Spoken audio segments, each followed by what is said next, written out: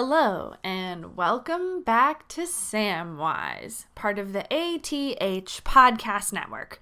I'm your host, Sam, and I believe that any and all of life's questions can be answered by watching the Lord of the Rings extended editions and their special features. This week had me going deep into the Blu-rays and some of the B-sides to find answers to the questions you submitted, and I'm super excited to share them with you today. Let's get started.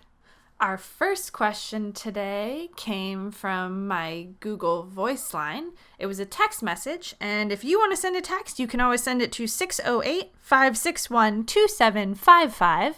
And this particular text message read, "Dear Samwise, I'm currently having a hard time finding success in the dating world. I can't find anyone on Tinder and other dating apps. What do you and the Lord of the Rings suggest?" Well, the Lord of the Rings films don't have a ton of romance, but that doesn't mean they're not loaded with dating wisdom. It sounds like you're striking out a lot.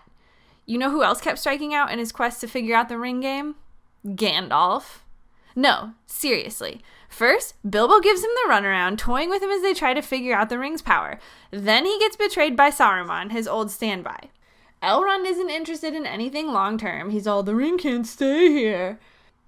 And then Saruman steps in again, freezing him out of his mountain path, only to punish Gandalf further when he goes against his gut and takes the road through Moria.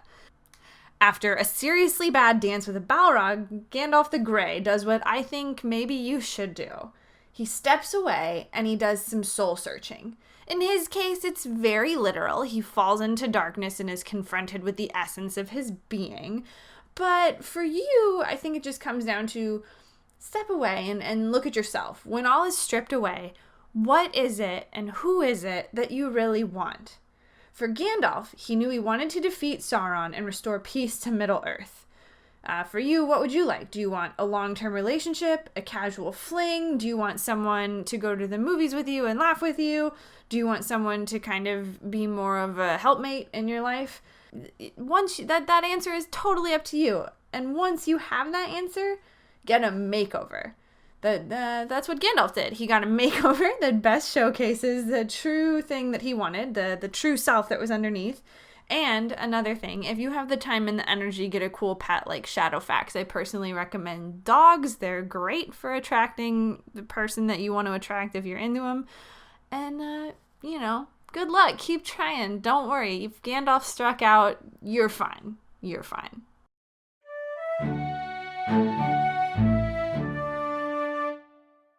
This week has been a rough one politically, and it's hard to get on social media or even talk with friends without feeling sad. What can I do to stay positive and motivated? Honestly, this question, how do I stay positive and motivated, is why I found the wisdom of these movies in the first place. These movies are truly my own personal light of Arendelle, a light in all places when all other lights go out. Whenever there's division and strife, and especially lately, there's so much of that. And there's so much talk of heavy topics like sexual assault, and the world can feel dark and as twisty as Shelob's lair. This is when I always look to Sam and Frodo. When they were traveling to Mordor, no matter how dehydrated and hungry and how much they were breathing in the toxic fumes of the flaming eyeball himself, through all of that, they chose to talk about the simple, visceral, sensual pleasures of the Shire. Things like fresh strawberries, or Sam's love of rosy cotton, or all the beautiful shades of green from the Shire itself, or Gandalf's fireworks. Those little beautiful moments are sparks of light. They drive out the darkness, and the darkness, we have to remember, it only looks heavy. Darkness isn't actually heavy, it's an illusion. Light is substance. Light has heft. Light is what drove back monsters like Shelob. So find your little dots of light. They're enough, I promise. They'll start to heal you. Pet dogs or kittens at an animal shelter, smile at a baby, hold open doors, eat good food, drink good beer if that's your thing. It's definitely mine. Watch a good movie that makes you laugh or cry. Reach out to friends and talk about things that aren't politics. Reminisce about good memories. One person couldn't overthrow Sauron face to face, just like we can't face some of the monsters in our own society. But two hobbits can remind each other that they need to move forward, that life is worth living, and that there are things worth fighting for. So find those little hobbity things in your own life. Our next caller had a question in a very similar vein. Hello, Samwise. I'm having some political problems at work with coworkers who do not share my point of view. How do you think I could work on discussing such matters with them? From the moment Elrond summons his council and the Fellowship is formed, the Fellowship of the Ring sets out to answer your question. The hobbits are nobodies, Gandalf is too powerful to be close to the ring, Elrond already failed once, Boromir has a nightmare idea that would plunge the world into darkness while he yammers on about good intentions, and Legolas and Gimli straight up hate one another because they're racist. So that's a very toxic workplace. The Council of Elrond, is one of the best and most important scenes ever put to film as far as I'm concerned. It is so deeply human, and I think that if everyone watched it with an open mind and an open heart, not necessarily looking to relate to people or take sides, but just to take in that none of these people are wholly bad or wholly good, the world would genuinely change. It was such a powerful scene for me as a young person, and it continues to be a deeply powerful scene for me today, and I'm so excited to get to talk with you about it, as strange as that sounds.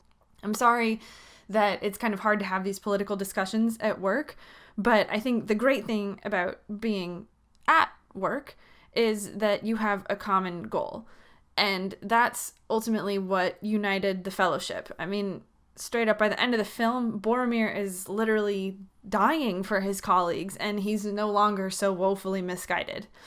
Now, here's how Aragorn, the group's best example of kind of how to behave, I guess, in a professional setting, achieved this.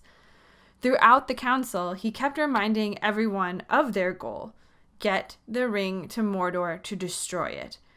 He sets boundaries on what behavior was acceptable, telling Legolas to settle and Gimli to put his axe away. And he tells Boromir to stay on track when he tries to derail the discussion with his own crazy ideas.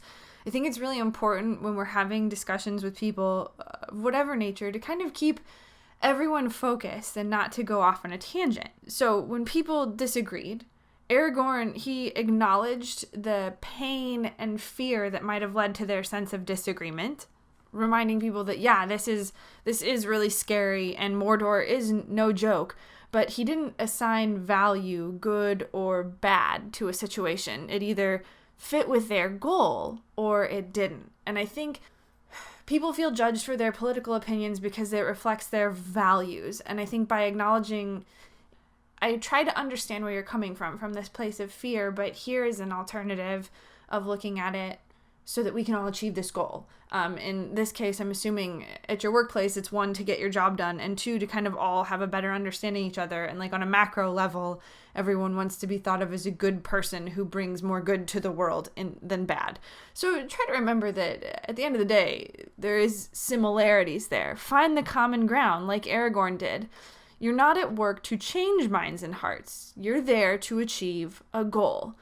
Keep conversations focused and lead by example like Aragorn did. Acknowledge people's passion even when it doesn't match yours, but explain yourself as a human and explain your own passion and explain that ultimately, while your goals are the same, you're coming at this differently, and I think people will start to respond differently as well.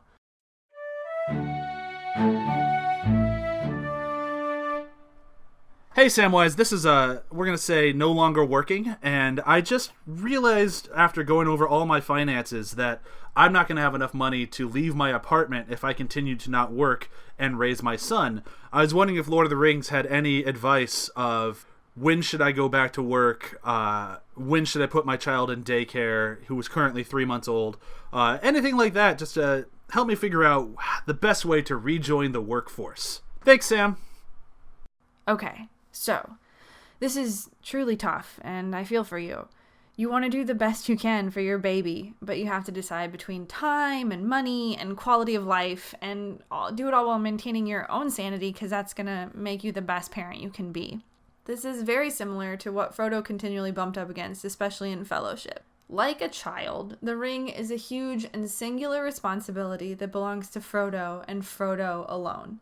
Now, obviously, you love your baby, whereas Frodo definitely didn't want the ring, but I'm just going with the responsibility portion here. Bear with me. So Frodo has help, but it's ultimately kind of his burden to bear. Just as you probably have loads of great people in your life who love your baby very, very much. But at the end of the day, these are decisions that you're going to have to make. And what was so admirable about Frodo is that while maybe he wasn't wholly prepared, or maybe they had this plan to get to Mordor with the 9 of them, and then they lost Gandalf, he still knew what his mission was. Just like you still know, I'm probably going to have to go back to work. When is the best time? I can't provide specific answers for you, but I know that because your priorities are in line, your priorities to keep your son in a happy, healthy home are your heart's in the right spot, you're going to be able to make decisions like Frodo had to do when he ultimately decided to leave on his own and was ultimately joined by Sam to take the ring back to Mordor himself, because it was the less risky proposition, the one that had more of a proposition for success. And while I know that these are all going to be difficult decisions, it sounds like your heart really is in the right place to be making them. And just remember that as long as you keep these priorities in mind, the nitty-gritty is honestly so much less important. At the end of the day, if you and your baby are both happy and your needs are met, then that's fine. It means that you have flexibility in your job search. A part-time job might be better than a full-time job. It all depends on kind of what the two of you need, or whoever else is in your life, what you all need. And like Frodo, don't be afraid to ask for or receive help as it's given to you. And don't be afraid to say when you need something or when you're tired. This is a huge burden, so be kind to yourself. And just, again, remember that as long as the big stuff is okay, your baby and your health and your basic needs are met, the rest is all trivial. You'll be fine. Good luck.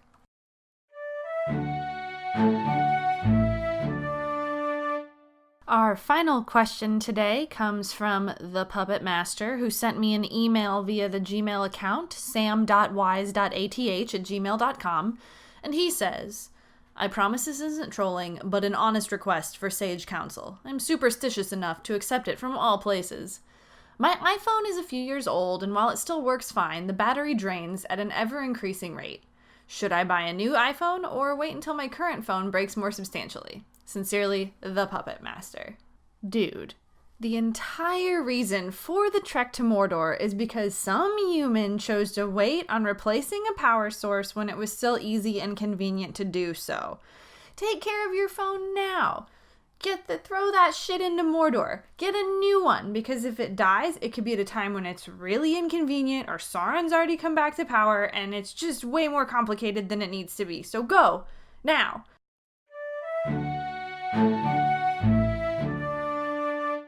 And that, ladies and gentlemen, brings us to the end of our episode. Thank you, as always, for listening. I have so enjoyed these questions this week, and if you want to send more, please send them to sam.wise.ath@gmail.com or call the Google voice line 608-561-2755 and either leave me a voicemail or a text.